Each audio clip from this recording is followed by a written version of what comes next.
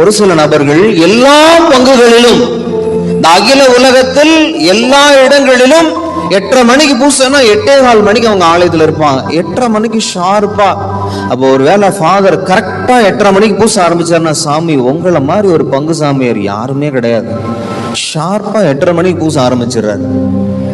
பிரியமானவர்களே, 8:30 மணிக்கு நம்ம பூச ஆரம்பிச்சா அப்படியே நம்ம ஆலயத்துல கவுண்ட் பண்ணிடலாம் எவ்வளவு பேர் இருக்கிறாங்க. எல்லா ஆலயங்களிலும் 8:30 மணி பூசன்னா நம்ம என்ன பண்ணுவோம், கொஞ்சம் ஸ்லோவா அப்படியே வரலாம், மறைவுரை எல்லாம் முடிஞ்சிட்டோம். சில ஆலயங்கள்லாம் அன்புக்குரியவர்களே, ஒருவேளை பெரிய சாமியார் பூசை வைக்கிறாரா, சின்ன சாமியார் பூசை வைக்கிறாரா, யாருடைய பூசையில சீக்கிரமா முடியுதோ அவங்க பூசைக்கு தான் மக்கள் தேடி வர்றாங்க.